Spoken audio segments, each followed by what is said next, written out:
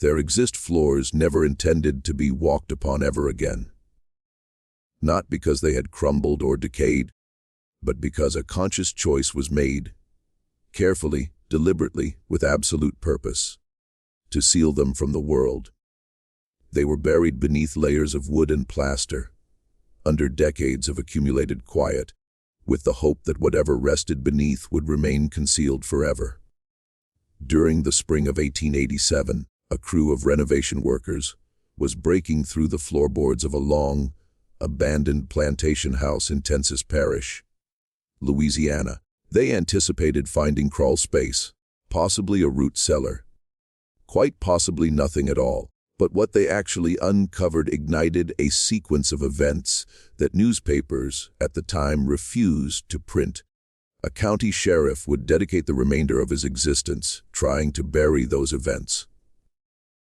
And a single surviving journal, locked away in a family estate for nearly 40 years, would provide only partial explanation.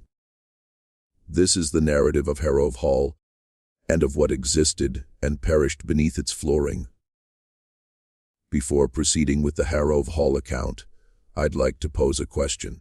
Do you believe the worst secrets are always those hidden directly beneath our feet? Share your thoughts in the comments, and let us know which state or city you're listening from. We genuinely read each response. And if you haven't subscribed yet, now would be the moment, because this tale only descends further into darkness from here. To grasp what transpired at Harrove Hall, you must first comprehend what Tensas Parish represented during the years immediately following the Civil War. It existed as a place suspended between two realities, the old South that had collapsed, and the new South that seemed reluctant to emerge. The landscape stretched flat and immense, oppressive with humidity. To the west, the Mississippi River flowed thick and brown, while bayous spread throughout the parish in every direction, lending the entire region a half-submerged quality, as though perpetually on the edge of being consumed by water, by mud, by time itself. Before the war, cotton had made certain men extraordinarily wealthy in Tensas Parish. Men like the Hargrove family, who had arrived in Louisiana back in 1811 with little more than a land grant, and that particular ambition, the mid-19th century American South, seemed to generate in alarming quantities. By 1840, the Hargroves had established one of the largest cotton operations across the entire state. 400 acres, dozens of enslaved workers, and a house genuinely grand by rural Louisiana standards, 2 stories of white, painted cypress, a wide front gallery, and deep shaded porches suggesting lives of perpetual leisure. The builder of this estate was Harlon Hargrove. According to surviving accounts, he wasn't a complicated man. Practical, driven, and almost entirely indifferent to how he was perceived by anyone not directly serving his interests. He had a wife, a Natchez woman named Clara, who left minimal historical trace, just a few letters, and a daguerreotype from around 1847, in which her gaze avoids the camera, her expression hovering somewhere between resignation and something more elusive. They raised 2 sons, Harlan Jr., called June by everyone, and a younger boy, Everett, who succumbed to fever before his 5th birthday. The plantation operated as all such operations did, on a system as precise and brutal as any industrial machine. There were overseers' ledgers, work schedules, punishment records. A commissary distributed cloth and corn. There were quarters, a long row of modest wooden cabins set back from the main residence.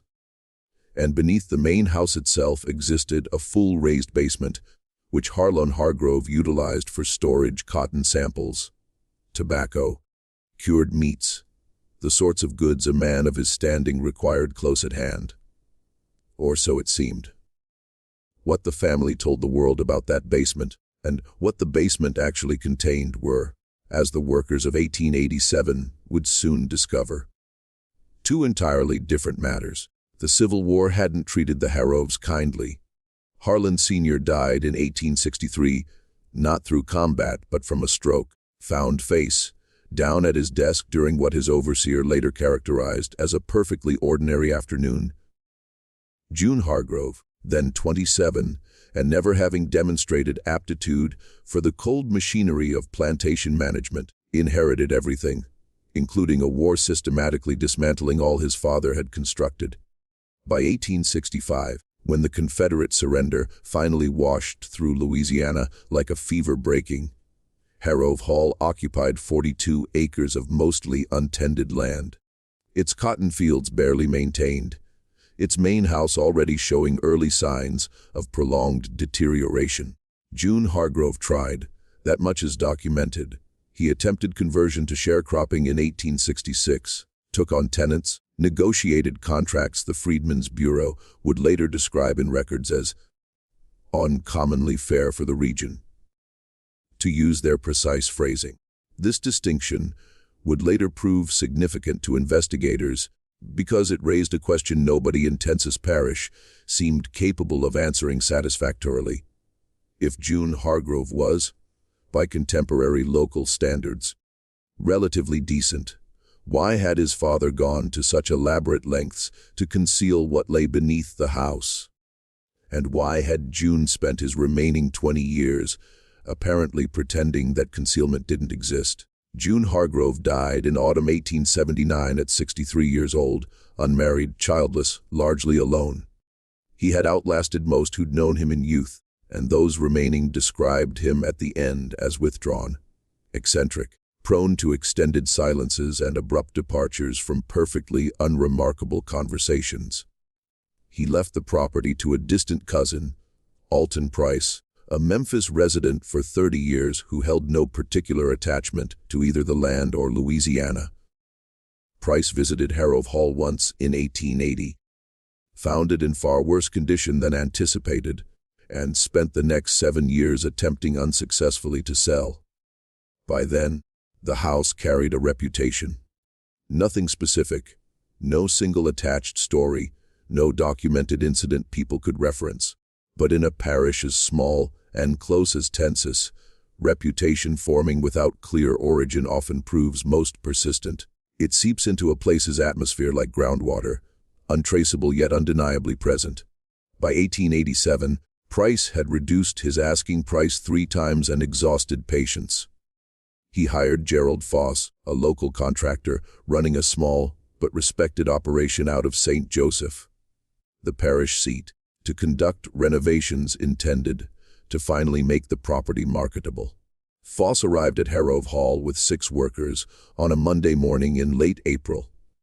He carried detailed instructions: replace rotted gallery boards, shore up the east side foundation, repair the roof, and crucially, gut and replace the first floor interior, which had suffered decades of water damage and rot.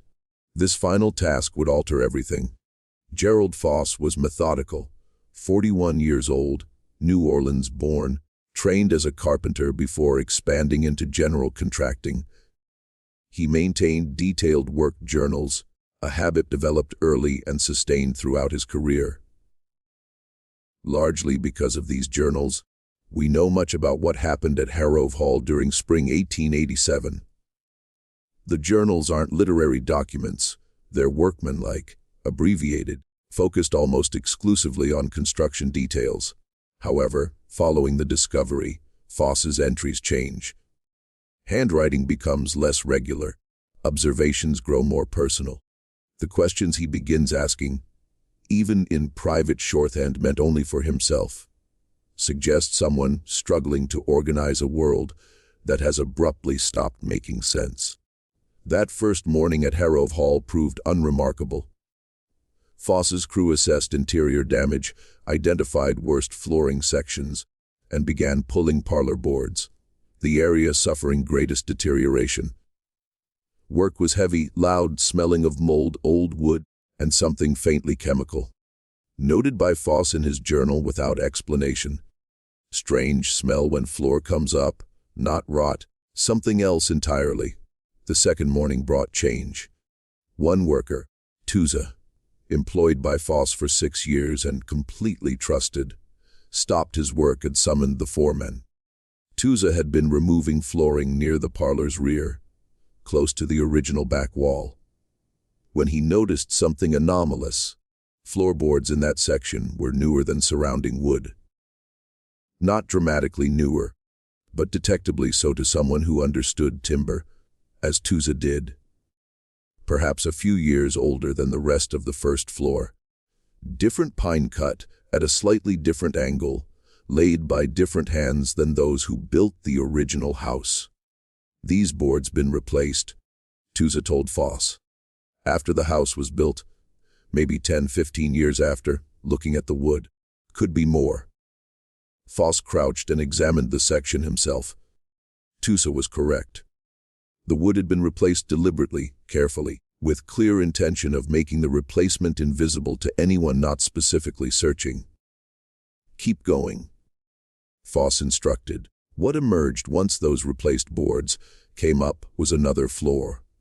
Solid, intact, running beneath the parlor's first floor and extending, as they'd discover over subsequent hours, beneath almost the entire first story. Not a basement, not crawl space, perhaps 14 inches below the first floor, a fully planked surface, clearly intentional, clearly old. The original first floor, Foss concluded, studying grain and age of the floor Harlan Hargrove Sr.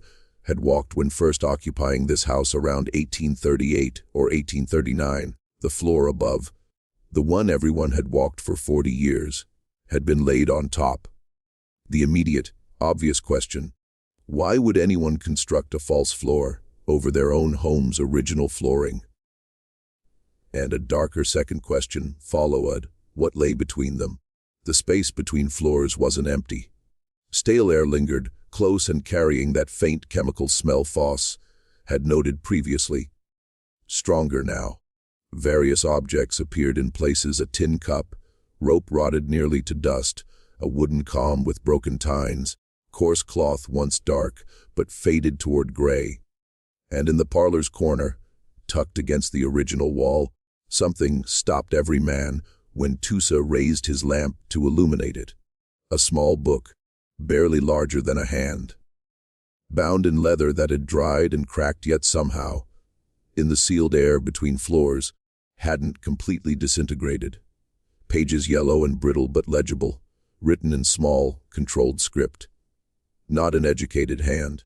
Letters formed with the slow precision of someone learning to write through enormous effort, without formal instruction. Foss reached in and retrieved it carefully. He didn't open it immediately. He held it in both hands, looked at Tusa, and said nothing. That evening at the St. Joseph boarding house, where his crew stayed, Gerald Foss opened the book. What he read transformed the entire project's nature. It also, in ways he couldn't have foreseen that first night, transformed the remaining years of his existence. The book had no title page, no name on the cover. The first entry was undated, though from context and events described, Foss would later estimate it was written sometime in the early 1850s. It began simply, in that same careful hand. Copied verbatim into Foss's own work journal. I am writing this because I do not know who will find it, or when they will find it, but I need someone to know what has happened here.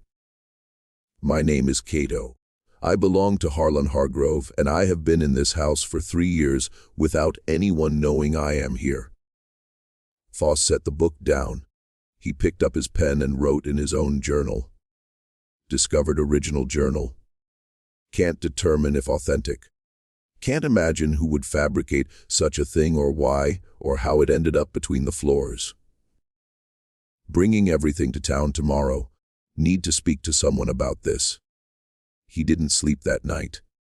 The third morning, Foss instructed his crew to continue work, but remove nothing further from between floors without his direct supervision.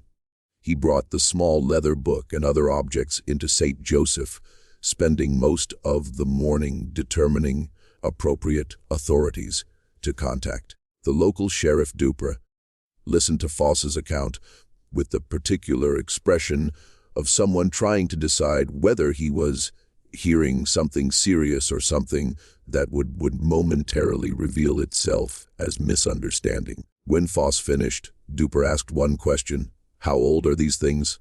"Old," Foss said. 30 years, maybe more." Dupree was quiet a moment. Then, "What do you want me to do about it?" It was, in its way, reasonable. What Foss had found was old. Those involved, whoever they were, whatever had happened, were almost certainly deceased. No immediate crime existed to investigate. No living victim required protection. Only a small leather book, some objects, and a mystery sealed under a floor for decades. But Gerald Foss wasn't someone who could leave it alone, and as he read more of Cato's journal over subsequent days, slowly, carefully, repeatedly returning to passages he initially couldn't quite believe, he began understanding what he'd stumbled into wasn't merely old or strange. It was a story that, if portions were true, implicated people whose descendants still lived in Tensis Parish. And it raised questions about Harrove Hall and the Harrove family that wouldn't, no matter how much anyone might wish otherwise, simply disappear. If this narrative already draws you in, take a moment to hit that like button. It helps us more than you realize. And if you have theories about what occurred beneath that floor, leave them in comments. Because we're just beginning. Cato's journal wasn't continuous narrative. It was written in fragments, sometimes days or weeks apart, in inconsistent order, suggesting a man writing quickly and furtively whenever opportunity permitted. Entries sometimes ran short: a single observation, a date, a name, sometimes extended for several pages in that precise, laborious hand, describing events with detail only a direct witness could provide. The picture emerging from the journal across many readings was this: Cato had been enslaved on the Harrove Plantation since early 1840s. By the time he began writing, he was between 30 and 40, uncertain of his exact age. He'd taught himself to read and write secretly, using materials acquired over years of careful accumulation. Paper scraps, a pencil stub, a primer fragment discarded behind the main house. He was careful, patient, and before disappearing beneath the floor, among the most trusted workers on the Harrove property. Trusted enough to be assigned domestic work in the main house, keeping him closer to the family and farther from overseer supervision. The journal opened in summer 1852, over a year after an event Cato referenced repeatedly, but never described directly, only alluding through careful, oblique terms Foss found both maddening and illuminating. Something had happened, serious enough that Cato had decided at whatever cost to disappear, not run, not escape north, but disappear. And he chose to disappear directly beneath the house of the man claiming to own him. The logic, as Foss turned it over during those boarding house evenings, was almost impenetrable. Why stay? Why not attempt reaching north, free states, even Mexico? Cato addressed this directly in an earlier entry, which Foss copied nearly word for word. "I know what you will think if you are reading this. You will think, why didn't you go? I thought about going. I thought about it for a long time, but there is something here that I cannot leave. Something that if I leave it, it will be lost. I am the only one who knows where it is. And if I go, no one will ever know the truth about what happened here in the spring of last year. So I stay. I stay and I wait and I write and I hope that someday someone reads this and understands." What was that something Cato couldn't leave? The journal didn't say. Not directly, not yet. What it did say, entry after entry building a portrait of life in that sealed space beneath the floor, detailed how Cato survived. A section of original basement foundation had been partially bricked, but not completely sealed, providing faint ventilation. Water came from a pipe running near the northeast corner. Cato had, over careful months before disappearing, created an invisible connection, Food posed the hardest problem, addressed obliquely, mentioning only help from one who I will not name for their protection.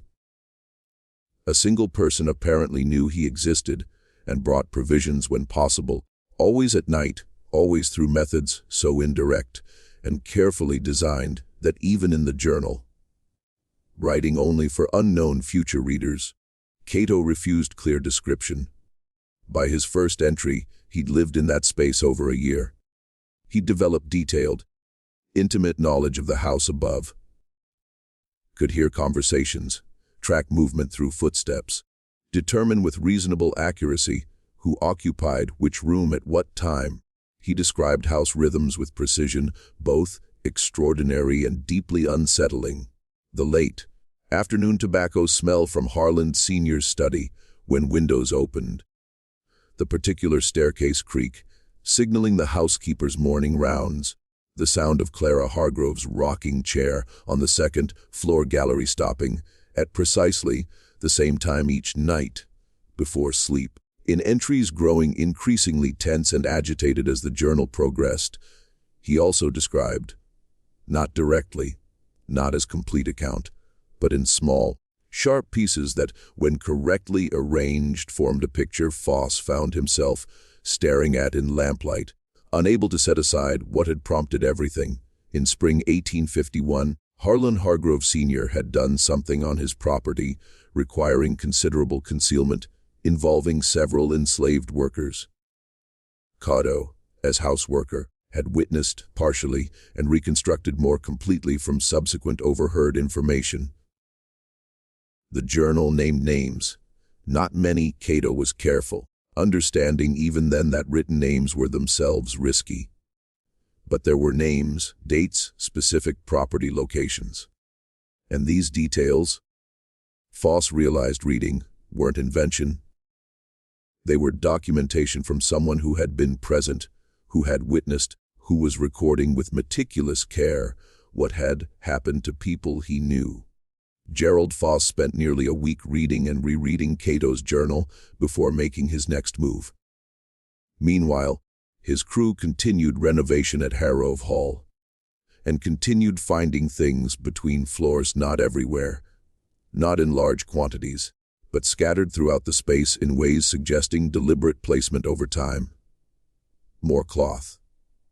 More small personal objects. Shoes worn nearly through, too small for a full-grown man. A child's wooden toy.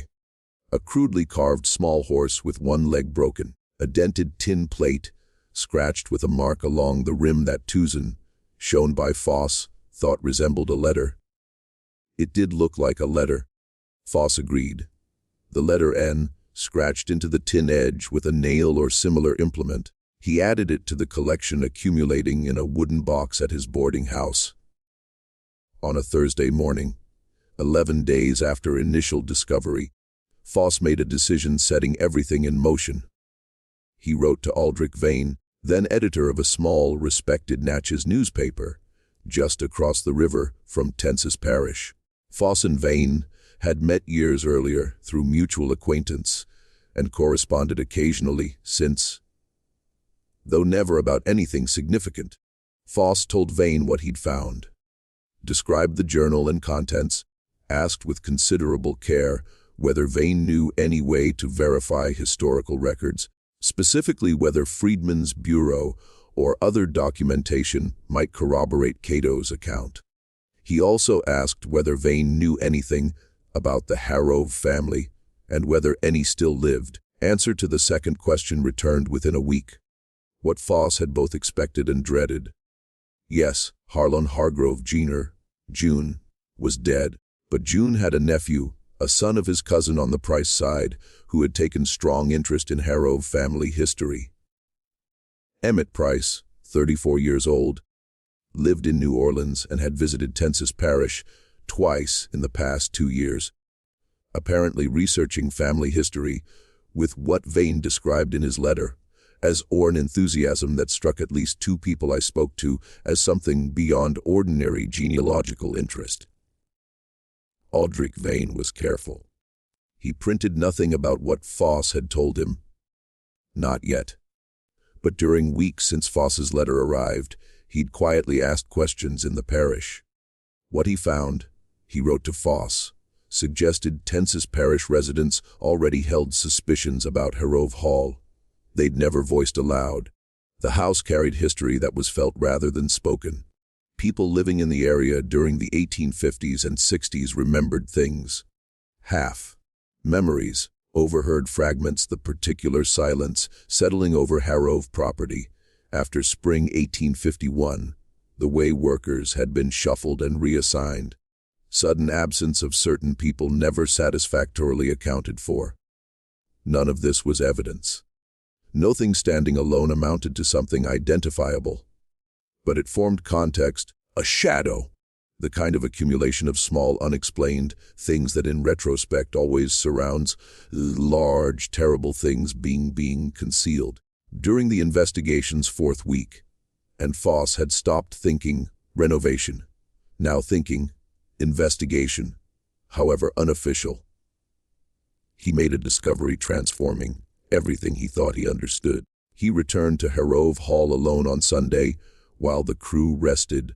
He'd been contemplating something Cato wrote in a later journal entry, a passage describing with unusual precision a specific location beneath the house, not in the parlor, not near areas where objects had been found, but toward the back near the original kitchen access, where a section of original floor had for some reason been covered with agricultural lime, the kind commonly used in the 19th century to treat soil and suppress odors. Cato had written about the lime in an entry dated in, or at least referenced as, autumn 1852. He thinks putting lime there will end the questions. He doesn't know that the lime is what started them for me, because there is only one reason a man spreads lime under his own house. And I knew them. I knew all of them. I want someone to find this and know their names. I want their names to be somewhere that doesn't belong to him. The names followed.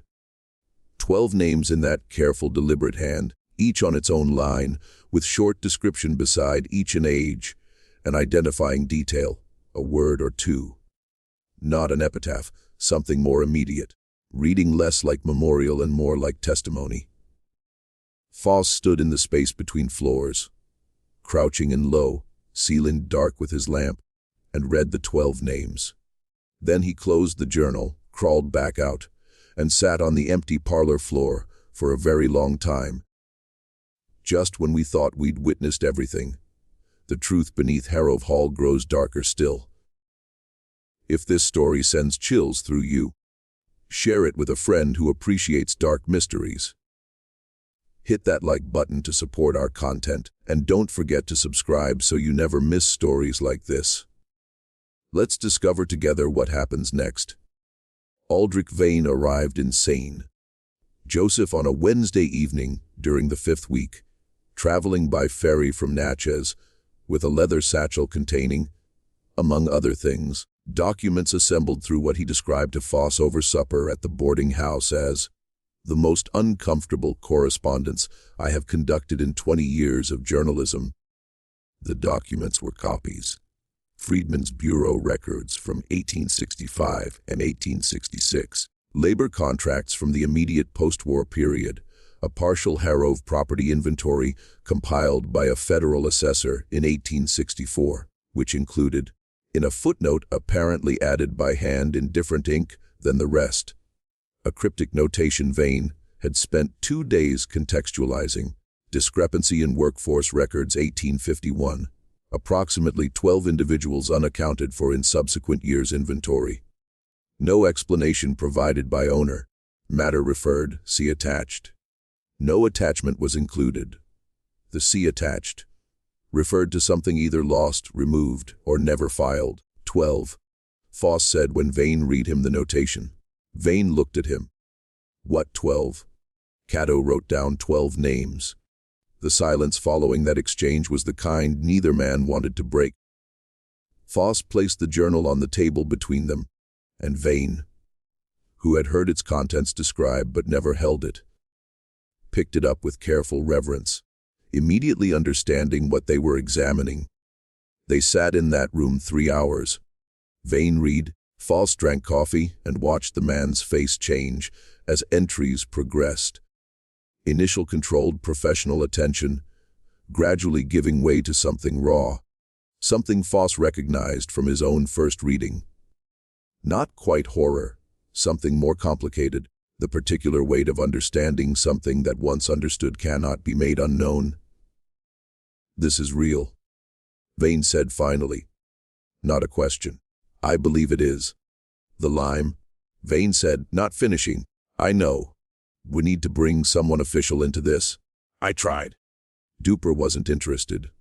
Vane set the journal down carefully, looked at the table a long moment. Duper is from this parish. His family has been here since before the war. Whatever happened here, whatever Harlan Hargrove did in 1851, there are people in this county who would rather it stayed between those floors. This observation changed the investigation's shape. Because it was true, and both men knew it. The South of 1887 didn't welcome scrutiny of its antebellum history, particularly scrutiny arriving with names, dates, and a body count. The war had ended 22 years earlier. Reconstruction was finished, the work of erasing, softening, recontextualizing what had happened in places like Tenses Parish was well underway, conducted by people understanding that history, if left unguarded, tends to become inconvenient. But there was also Emmett Price, the nephew, the man in New Orleans with what Vane had called unusual enthusiasm for Hargrove family history. Foss had been thinking about Emmett Price since Vane's first letter. And the more he thought, the more a specific concern had taken shape. Price was heir to Hargrove property. Not legally, since Alton Price owned it and had hired Foss to renovate, but in the deeper personal sense of family legacy. If the journal was real, if Cato's account was accurate, then the Hargrove name, Emmett Price's family name in the most immediate personal terms, carried a specific stain, not the general stain all slave-holding families carried, which the period's social order had normalized into invisibility, but a specific, documented, 12-named stain. And Emmett Price, Foss had begun suspecting, might already know it. The question was whether he knew about the journal. The answer arrived the following morning in a form neither Foss nor Vane could have anticipated. Emmett Price arrived at Hargrove Hall. Foss had returned early that Thursday morning, before the crew to continue examining the lime spread section of original floor. He'd been there perhaps 20 minutes when he heard a horse on the road and looked up from the gallery to see a man approaching. Well, dressed, traveling alone, mid-30s perhaps. He dismounted at the gate and walked up the path with the particular ease of someone accustomed to arriving places and being received without question. Foss stepped onto the gallery. "You're the contractor," the man said, stopping at steps bottom. "Gerald Foss." "Yes?" "Emmett Price, Alton's nephew." He said it pleasantly as simple identification. "He wrote me that renovation was underway. Thought I'd come have a look at the old place." Foss looked at him. Price had a broad open face, either genuinely friendly or carefully arranged to appear so. His eyes, Foss noted, moved over the house front with focused attention that didn't quite match his casual tone. "Of course," Foss said. "Come in." What followed was an hour-long tour that Foss would describe that evening in his journal as the most uncomfortable professional experience of my career, and I have had several. He showed Price the renovation, the damaged first floor sections. He showed him, because there was no way not to, because the crew had already opened most of the parlor flooring. The space between floors. Price's reaction to that space was the encounter's most telling moment. He said nothing. His expression didn't visibly change. He looked down into the gap where boards had been removed and was quiet for 5 seconds, perhaps 10. before turning to Foss with perfectly controlled expression. "How far does it extend?" "Most of the first story," Foss said, watching Price's face very carefully. "Unusual," Price said. "What do you suppose it was for?" I don't know yet. Foss said it as a lie.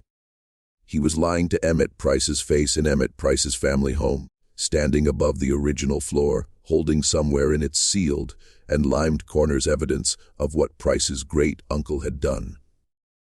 And Price, Foss was nearly certain, was doing the same.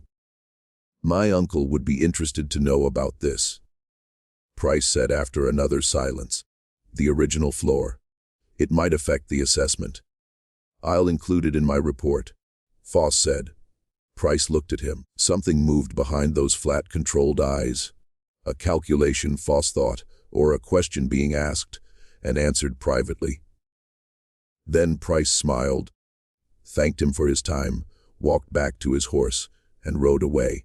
Foss stood on Harrove Hall's gallery watching until the road turned, and he disappeared into trees. That evening, Foss found Aldrich Vane at the boarding house and told him everything. Vane was quiet through the entire account.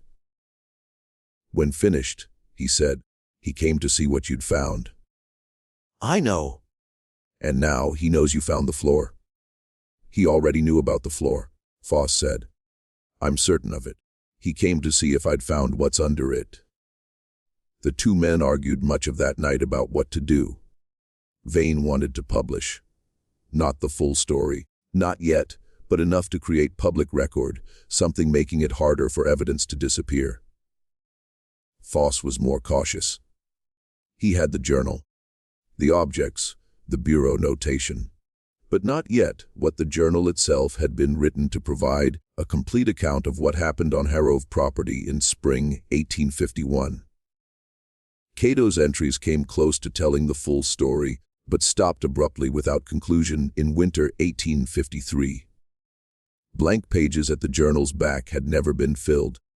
This incompleteness gnawed at Foss in ways he couldn't fully articulate. Because the 12 names were there, the lime was there, but the direct statement, the plain declarative account of what happened, was not. Without it, Foss worried the evidence could be explained away, reframed, contextualized into something less than what it was, a set of objects. A bureau notation, a journal written by someone who, by legal standards of his day, hadn't been recognized as a person at all, whose testimony wouldn't have been admissible in any Louisiana court in 1887. What Foss needed, what would complete the case, was something outside the floor, existing independently in historical record, something not attributable to imagination or grievance of an unslaved man writing in darkness. He found it 4 days later in the least likely place imaginable, the records of St. Joseph Parish Catholic Church, maintained in a leather-bound register dating to 1824, an entry dated June 12, 1851, a baptismal record, routine registration forming parish life backbone throughout 19th century South. But this entry was unusual in one specific way. The parish priest at the time had apparently noted something in the margin, in handwriting quite different from the main text. The baptismal record was for a child named Thomas, no surname, common enough for enslaved individuals then. Plantation of origin listed as Harrove, godparents listed as 2 other Harrove household members. Standard in every detail, except for the marginal note in cramped hand. Foss initially struggled to decipher, reading in fulls. "This child was brought to me by a woman who said she feared for him. She did not explain what she feared. I baptized the child as requested. God forgive me. I did not ask more questions. I should have asked more questions." June 1851.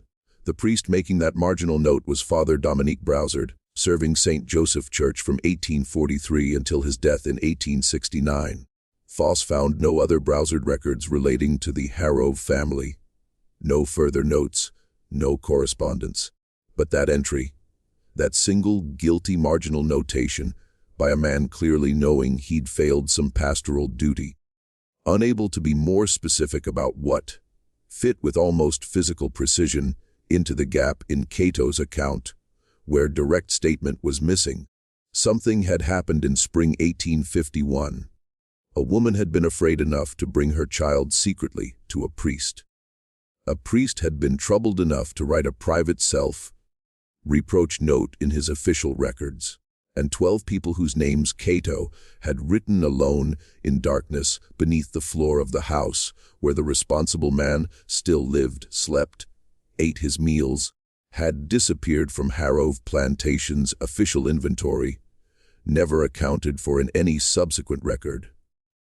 Foss brought the church register to Aldrich Vane.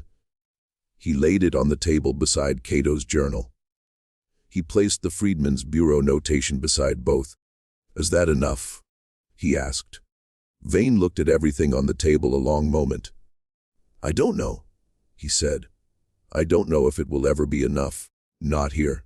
Not in 1887 Louisiana. Then what do we do with it?" Vane was quiet. "Then we preserve it, all of it. We make sure it doesn't disappear. And then we decide who we bring it to." The answer to that question, who to bring it to, would be determined not by Foss or Vane, but by Emmett Price, because 4 days after Foss's church records visit, Alton Price's Memphis house received a letter from his nephew. The letter, which Alton Price later shared with Foss in considerable agitation, requested that Harrow Hall renovation halt immediately. Emmett had developed concerns, he wrote, about the site's structural integrity, and believed continuing without thorough foundation assessment could result in significant property damage. It was pretext. Both Foss and Vane knew immediately. Harrow Hall's foundations weren't under assessment. No one had raised concerns. The only change since Emmett Price's visit was Foss spending more time examining between floors, and the crew locating and carefully marking the section where lime had been spread thickest. Emmett Price wanted work stopped, and the only explanation making sense, the only one accounting for timing and pretense, was fear of what continued excavation would find. Alton Price, to considerable credit, refused to halt work. An old man with businessman's impatience, and no emotional investment in Harrow's legacy, he told his nephew in a return letter that Foss would later describe as the most useful thing that happened in this entire affair, that renovation would continue on schedule. And if Emmett had concerns, he was welcome to bring them to the contractor personally. Emmett Price didn't return personally, but his project interest didn't disappear either. Foss began noticing small things, individually unremarkable, accumulating into pattern over following weeks. A stranger spending too much time near the boarding house, a conversation at the general store stopping a beat too quickly when Foss entered, the sense. Impossible to document, impossible to dismiss, that the investigation was being watched by someone wanting it to end. Tusa made the final discovery. Important to note, not because Foss wasn't looking, but because what Tusa found required instincts of someone who'd spent his life building and unbuilding structures, who understood wood as musicians understand intervals, and who noticed in the final week of primary excavation of the space between floors that the lime-treated original floor section wasn't simply a surface. A seam, barely visible, barely there, but there, ran in near perfect rectangle approximately 4 feet by 6 feet, cut so precisely into original flooring that whoever made it had been skilled carpenter or hired one. The seam had been limed over decades ago. Lime had filled and hardened. 30-plus years of settled dust and decomposed material had filled the rest. But Tusa, running fingers along the floor with lamp held close, found the seam and knew immediately what it was: a hatch. A hatch in the original floor, cut after house construction, sealed with lime, sealed again with false floor above. A space below original floor.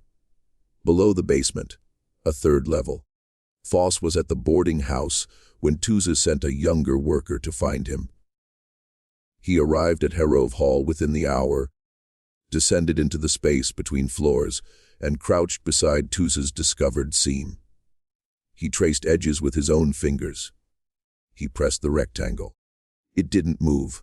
Lime had hardened it into surrounding floor, but it gave slightly with faint compressed air sound, as if the space below was sealed and had been sealed for a long time. Do we open it? Tusa asked. The two men looked at each other in low lamplight. The lime smell was strong here, chemical, ancient. Yes, Foss said. It took 40 minutes and considerable care. Foss wanted minimal damage, to clear lime and work the hatch free. What lay below wasn't large, a cavity perhaps 3 feet deep, running hatch length and width, brick lined on 3 sides, sealed, airless. In that space, in darkness, in lime, whitened brick cavity, that Harlon Hargrove Sr. had gone to extraordinary lengths to hide from the world, there were documents. Not one document. Many a collection of papers wrapped in oilcloth, wrapped again in what appeared to be waxed canvas layers, packed with obvious preservation intention. The oilcloth and canvas had done their work. The papers, when Foss carefully unwrapped them at the boarding house that evening, were damaged but legible. Some water, stained at edges, some brittle, but readable. And what they contained was, in Foss's judgment, the most complete and damning record of a private crime he'd encountered in his life. They were Harlon Hargrove Sr.'s own records, personal records, not official plantation ledgers, accessible to creditors or assessors, but private accounts kept in his own hand, his own notation system dating to early 1840s purchase records, transaction records, correspondence with other plantation owners, and in a separate section bound with cord, documents relating specifically to spring 1851. Foss read for 3 hours without stopping. He read with Cato's journal open beside him, cross-referencing dates and names. And as he read, the story Cato had constructed from fragments, fear, and overheard conversations of a man living in sealed space assembled itself into something complete and terrible. In spring 1851, Harlon Hargrove Sr. had undertaken something even by antebellum Louisiana standards well outside legal and social norms. He had, and here Foss forced himself to read documents with same methodical care with which they'd been written, not allowing himself to look away from plainly stated, concealed evidence. Specifically, he had concealed deaths of 12 enslaved individuals on his property, deaths resulting from conditions he created and knew would kill, and he had covered it with lime, sealed it under his floor, then covered that floor with another floor. And he had lived in that house for 12 more years until a stroke took him. What made the Hatch documents so extraordinary? What distinguished them from other plantation owners? Private records, often callous beyond modern comprehension, but rarely constituting explicit self-documentation like Harlon Hargrove's papers represented. Was that Hargrove had recorded his reasons? Not clearly, not designed for outside reading, but in shorthand of a man keeping accounts for himself, in the notation system he used for all private records. The reasoning was there, and the reasoning was, in its way, almost more disturbing than the acts it described. He had done it to prevent an investigation, not into the deaths themselves. He had judged correctly, as it turned out, that deaths of enslaved individuals on his property wouldn't, in 1851 Louisiana, attract significant official scrutiny if handled quietly. What he feared investigation into was the reason for the deaths, because the reason connected to something else. Something Hargrove had been doing on the property for at least 5 years before 1851, something involving the property's particular geography, proximity to river, isolated parish position, something in the language of the period, outside ordinary commerce.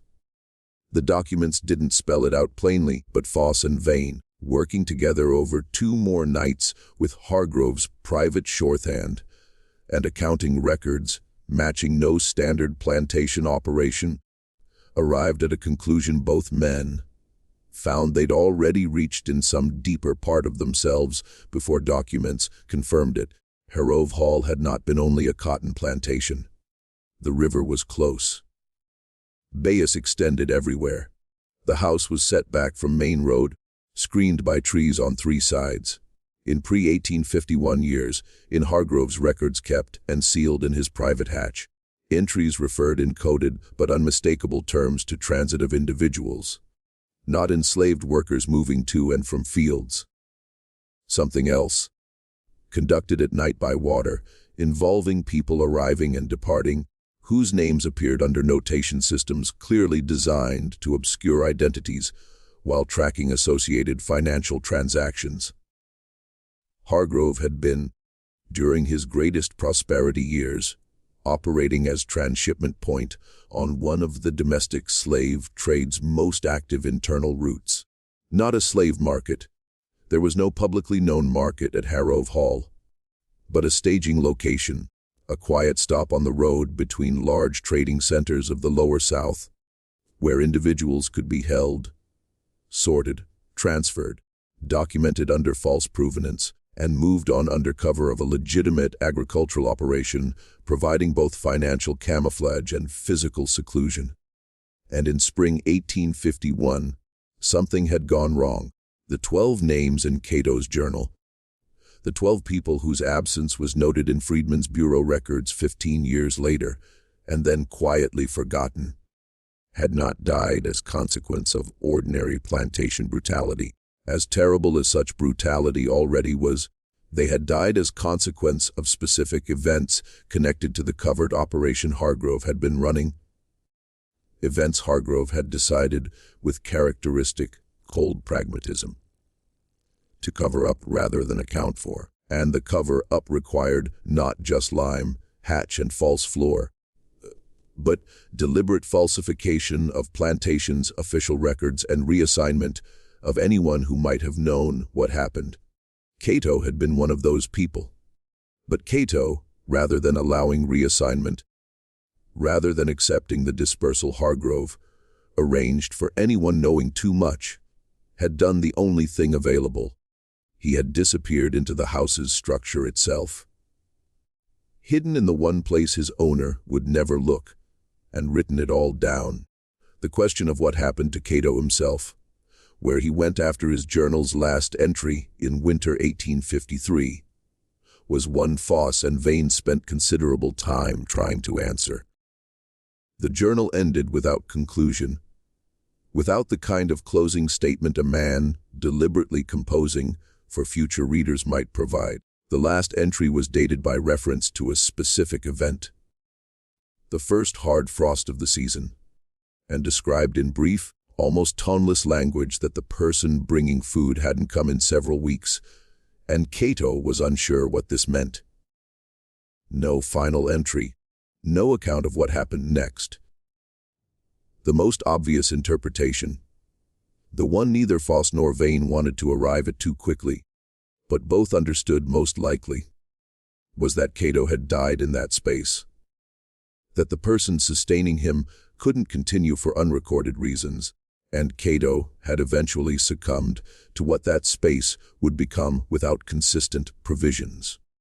The absence of physical remains in the space between floors argued against this, but Foss noted in his journal that the space was large enough that remains might not have been found in areas examined, particularly given lime's spread in certain sections, which over decades would have significantly altered physical evidence. Alternatively, and this interpretation Vane as journalist found more consistent with overall story shape, Cato had at some point left. Perhaps the person supplying him had arranged a way out. Perhaps in the chaos and disruption of the Civil War, when Harrove property had been partially occupied by federal troops and normal plantation life violently disrupted, an opportunity existed that hadn't before. The war had passed through Tensas Parish with enough force to scramble all ordinary arrangements, and in that scrambling a man living under a floor for 10+ years might finally have found a way to walk out. No record of Cato existed after 1853. No record of a free person by that name in Louisiana. No record in Freedmen's Bureau files, extensive but far from complete, of a Cato from Harrow Plantation. He had existed in those pages, then stopped existing, the way so many people of his time and circumstance had stopped existing. Without ceremony, without record. What survived was the journal. And the journal survived because Cato had understood something fundamental. His survival and the document's survival were separate things, and the document in the long run might matter more. He had placed it where it might eventually be found, even if he wasn't there to explain. He had written 12 names. He had described what he witnessed and knew, and he had trusted, or at least hoped, that the future would have more capacity for truth than the present had. He wasn't wrong, but the path between writing and reckoning was, as Foss and Vane were discovering, considerably more complicated than simply finding evidence. In early summer 1887, Aldrich Vane made a decision Gerald Foss opposed, then came to accept, then came to believe was correct. Vane decided to publish, not in his own Natchez newspaper. He knew, and Foss agreed, that a Mississippi, originating story about a Louisiana plantation would have limited audience and easily dismissed provenance. Instead, Vane reached out to a contact at a New York publication, a weekly paper with national readership and history dating to the war, of publishing investigative pieces about slavery's aftermath in the American South. He sent them the full account: Renovation, Discovery, Journal, Hatch, Documents, Freedmen's Bureau notation, church record, and his own reportorial reconstruction of what assembled evidence suggested. He didn't send original documents. He kept those, but sent detailed summaries, extensive quotations, and a narrative account that was, in his professional judgment, as accurate and well-sourced as anything he'd published in his career. The New York paper published the piece in late July 1887 under the headline, Buried Testimony: The Discovery of a Hidden Floor and a Hidden History at a Louisiana Plantation. The immediate reaction in Tensas Parish was, broadly speaking, silence. Not ordinary silence of a community processing unexpected news, but a specific, organized, intentional silence of the kind Vane had anticipated. But that still, when it arrived, carried a weight both men found oppressive. Local papers declined to cover the story. The sheriff's office issued no statement. Alton Price, reached by letter, said only that property renovation had been completed and documents found therein had been turned over to relevant authorities. A significant distortion of what had actually happened, since no authorities had formally accepted evidence or opened any investigation. Emmett Price responded to the New York publication with a letter to the editor arriving 3 weeks after the piece ran. The letter was measured, polished, and devastating in its specificity. He questioned the journal's provenance. He questioned Foss's qualifications to assess historical documents. He suggested the so-called hidden floor was a common architectural feature of the period, a raised original subfloor, and objects found between levels consistent with ordinary household storage. He did not mention the hatch. He did not mention the documents found inside it. Whether this was because he didn't know about them, or had been advised not to acknowledge their existence, Foss and Vane debated for years afterward without conclusion. The New York paper published a response, but the story didn't gain the traction Vane had hoped. 1887 was not a year when the American public was particularly receptive to detailed historical accounting of what had happened on Southern plantations before the war. The Civil War had been over 22 years. Reconstruction had ended, The national mood, to the extent such a thing could be characterized, was one of reconciliation, a word that in practical terms meant the North had largely agreed to stop asking questions about the South's past in exchange for political stability in the present. The story ran. It was noted in several circles. It generated letters. It generated nothing official. The documents from the hatch, along with Cato's journal and the collection of objects from between floors, remained in Gerald Foss's possession through remainder of 1887 and into 1888. He corresponded with several institutions about preservation: a university, a historical society, a newly established archive in Washington, D.C., taking on records related to slavery and Reconstruction. The process was slow, complicated by exactly the kind of institutional inertia and political hesitation Foss had feared from beginning. But he kept pushing, kept documenting. In autumn 1888, Gerald Foss made a final trip to Tensas Parish, not for work. Harrove Hall's renovation had been completed the previous year, and Alton Price had finally sold the property to a Baton Rouge family with no particular knowledge of or interest in its history. Foss went back for a different reason. He had received in late September a letter from New Orleans, addressed to him care of his St. Joseph business, with no return address. The handwriting was precise and controlled, somewhat elderly in its quality. The handwriting of someone who had learned to form letters with great care and hadn't lost that care over time. The letter was brief. I read what was written in the newspaper. I have been waiting for a long time for someone to find what was under that floor. I am still in Louisiana. I am old now. If you want to know what happened to the others, I will tell you what I know. Come to New Orleans. Ask for Claudette at the French market on the riverside on a Tuesday morning. She will know where to find me. It was not signed with a name. At the bottom, in the same precise hand, there were 12 initials, 12 arranged in 2 columns of 6. Foss read the letter 3 times. He then sat at his desk for a long time without moving. He arrived in New Orleans the following Tuesday. He found Claudette, a woman of perhaps 60, selling produce at the French market with the manner of someone who had been having very long days for a very long time.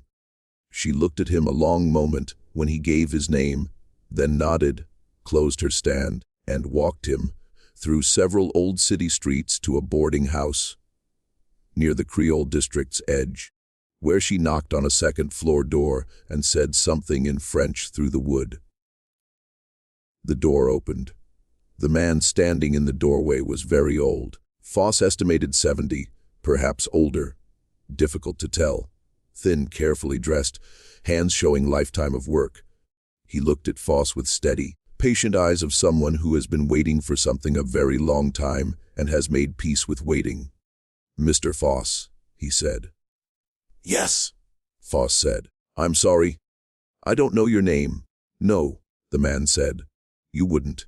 He stepped back to let Foss enter. "My name is Cato. Come in." What followed over 2 days was a conversation Gerald Foss recorded in his journal with care and completeness far beyond his usual professional notation. He understood, sitting in that small New Orleans room, that he was speaking with history.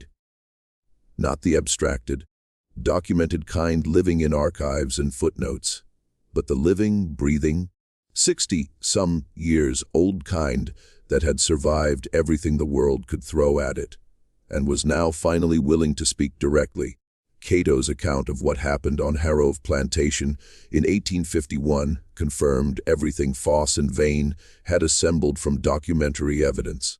It also filled gaps, the specific human gaps documents, notations, marginal church records could never fully close.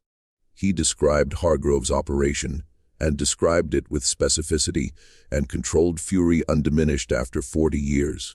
He described spring 1851, and what had gone wrong, a combination of illness, a failed transit arrangement, and the particular callousness of a man whose first instinct, when facing disaster of his own making, was to minimize evidence rather than harm. He described the 12 people by name, unhurriedly, giving Foss time to write each. He described the woman taking her child to the priest. He described, without dwelling, what happened to her afterward. He described in a voice completely steady, giving Foss more unsettlement than tears would have. The years under the floor. I thought I would go mad. Cato said the second afternoon. In the beginning, I thought the darkness would take me, but it didn't. I had the journal. I had the names. And I had the knowledge that as long as I was writing, the truth existed somewhere in the world, even if no one ever read it. How did you get out? Foss asked. Cato smiled, the first time in 2 days. The war, he said. The war was many terrible things, but it was also a great confusion of ordinary arrangements. In 1863, there was a period of several weeks when the house was occupied by Union troops and June Hargrove had moved to relatives in Shreveport, the person who had been bringing me food for 12 years. I will not name her, even now because she has family still living. She came to me and said, "The house is empty. It is time." He had been under that floor for nearly 12 years. He had emerged in wartime occupation chaos into a world violently remaking itself. He had made his way to New Orleans.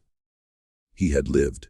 He had survived war, survived Reconstruction, survived the slow resolidification of social order in ways he had watched and understood and carried with him for 20 years before Foss's New York article reached him through a friend who knew a man who sent clippings. The journal, Foss said, "You left it deliberately." "Wes, you knew someone would eventually find it." "I knew the floor would eventually come up," Cato said. "Wood rots. Structures fail. Someone would come eventually. The question was only whether they would understand what they were looking at when they found it, and if they hadn't." Cato considered this with unhurried patience of a man practiced with difficult hypotheticals. "Then I would have kept waiting," he said.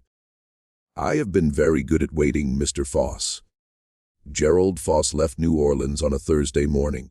He spent the long ferry ride back across the river, writing everything he could remember of the 2-day conversation, filling journal pages in cramped, tilted handwriting of someone writing quickly against time. He arrived in St. Joseph that evening and immediately wrote a long letter to Aldrich Vane. He never saw Cato again. A letter he sent to the New Orleans, addressed the following spring, came back unopened, with a notation in Claudette's hand. "He is gone." Whether gone meant departed or dead, Foss never determined. Claudette didn't respond to subsequent letters. The documents from the hatch, along with Cato's journal and Foss's own extensive work journals, were donated to a Washington, D.C. archive in 1891. They were cataloged under subject heading, Plantation Records, Louisiana, Tensas Parish, 1840s-1860s. For several decades they sat largely undisturbed in that catalog, consulted occasionally by researchers, but never subject to significant scholarly attention. Harrove Hall was demolished in 1901 when new owners decided maintenance cost exceeded utility. The cypress wood was salvaged for lumber. Brick from foundation and concealed hatch walls was used in a new outbuilding on the property. The original first floor, Cato's floor, the floor where lime had been spread, the floor where 12 names had been written down in darkness, was burned. Emmett Price died in New Orleans in 1919 at age 66. His obituary in a Louisiana paper described him as a devoted researcher of Louisiana history and a committed preserver of the legacy of the antebellum South. No mention was made of Harrove Hall. Aldrich Vane retired from journalism in 1903 and died 4 years later in Natchez. In his personal papers preserved in a Mississippi archive, there is a folder marked simply, Harrove. It contains his correspondence with Foss, his investigation notes, and a single photograph taken by an itinerant photographer working in New Orleans in autumn 1888 of a man seated in a wooden chair outside a building that cannot be identified from the image alone. The man is old and very thin and very neatly dressed. His hands are folded in his lap. He is not looking at the camera. On the back of the photograph, in Vane's handwriting, there are two words: he waited. Gerald Foss continued working as a contractor in and around St. Joseph until retirement in 1907. He was known in his last years as someone who would occasionally, and without provocation, stop what he was doing and look at a floor. Any floor, any building, with a particular kind of attention people who worked with him found difficult to describe. Not suspicious exactly, not afraid. Just the look of a man who understood in a way that had become bone. Deep and permanent, that floors can hold things, that structures can be built to conceal, that the space between one surface and another is sometimes the most important space in a building. He died in 1912. His work journals were donated to a local historical society where they remained largely unconsulted for decades. The 12 names that Cato wrote in darkness under Harrove Hall's floor in winter 1852 or thereabouts were Henry, Dora, Sam, Louisa, Remy, Pearl, Walter, June, Anne, Moses, Ada, Tom, Bess. No surnames, no ages in most cases, no records surviving outside that journal, no identified graves, no official recognition of their lives or deaths in any document created by any authority in the state of Louisiana. Only a journal. Only a floor. Only a man who stayed behind when he could have run and wrote down what he knew and waited. The documents from the Harrove Hatch have never been subject to formal legal proceeding. The specific events of spring 1851 have never been officially acknowledged by any governmental authority, state or federal. The 12 names have never appeared in any memorial. But they are in the record. They have been in the record since the night Gerald Foss first opened a small leather journal in a St. Joseph, Louisiana boarding house and read in a careful, deliberate hand, "My name is Cato. I belong to Harlan Hargrove, and I have been in this house for 3 years without anyone knowing I am here." They are in the record, and they will stay there. What do you think happened in spring 1851 at Harrove Hall? Do you believe everything about this story was ever truly revealed? Leave your comment below. We read every single one. If you found this story as haunting as we did, subscribe, hit the notification bell, and share it with someone who loves dark mysteries and forgotten histories. See you in the next story.